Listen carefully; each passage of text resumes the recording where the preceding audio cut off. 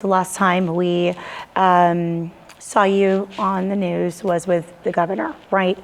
Anything that you want to share from that day that possibly you weren't satisfied with, or you were satisfied that he signed this bill? Was there something a question that he didn't answer for you that you don't mind sharing? Obviously, it's exciting. The bill was passed. I do believe that it was with good intentions, and I do believe it's going to open doors.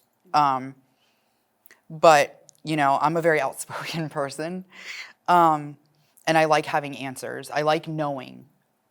And I just felt like my question directly was, is the information going to be released as is, or is it going to be filtered? Because here's my thing. You can't say that you're going to be transparent and then not be transparent.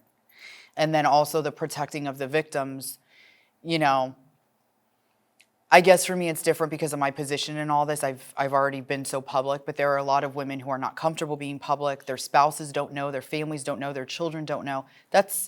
That's not for anybody to out them. That's for them to out themselves when they're comfortable and it's their time. And I think that's just my biggest concern even now, is making sure that the other victims involved that were Jane Does continue to be Jane Does, and the information that is released is completely transparent, but also creating a safe space for the victims and protecting them, because we haven't been protected at all throughout any of this.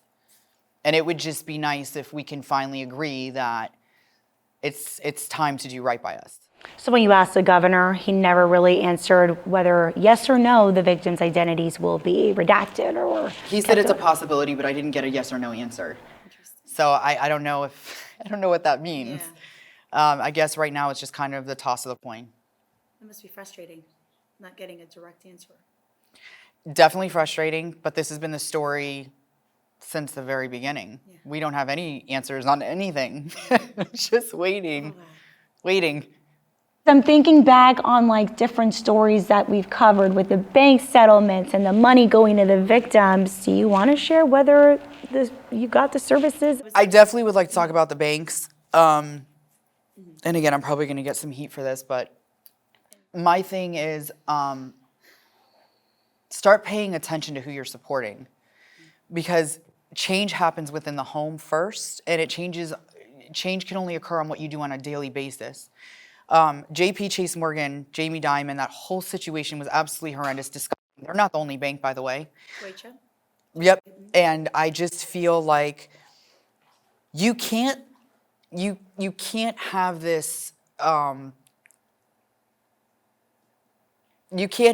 issue about trafficking and how it's a terrible, traumatic event that happens, but yet you do nothing to help the situation. You're just going to continue to do business. It's either you don't support trafficking and you're going to take your business elsewhere to companies and corporations that don't support or fund trafficking, or you're not going to do anything and you're going to continue to do business with corporations and banks that do business with criminals and trafficking, etc.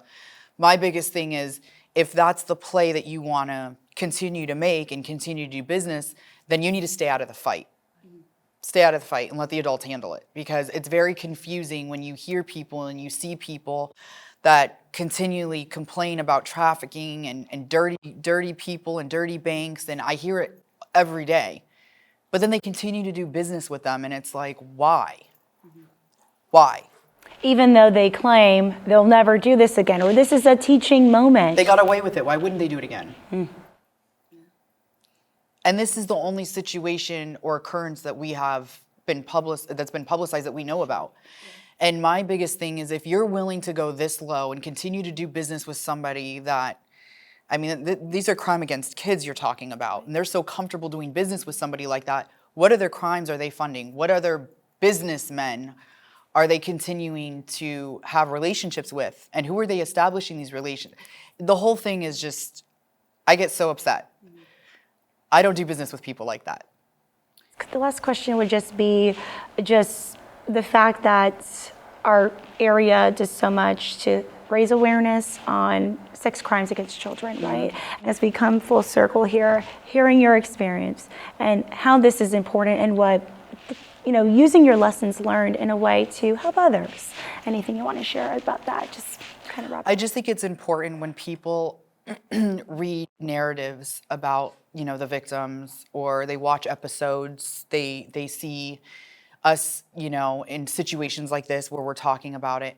I think it's important to know that we're not just talking about it. A lot of us are actively doing things to combat and advocate for other victims.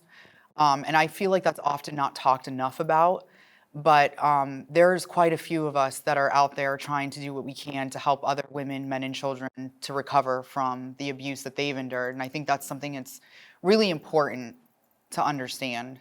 And I don't think they talk about that nearly enough. I work with different nonprofits. I voice my story, and I voice myself on any platform that's willing to listen, because there's not enough education, there's not enough information, and I think the biggest thing that we can do for the parents is weaponize them. Weaponize them with all the information and education, and let them learn.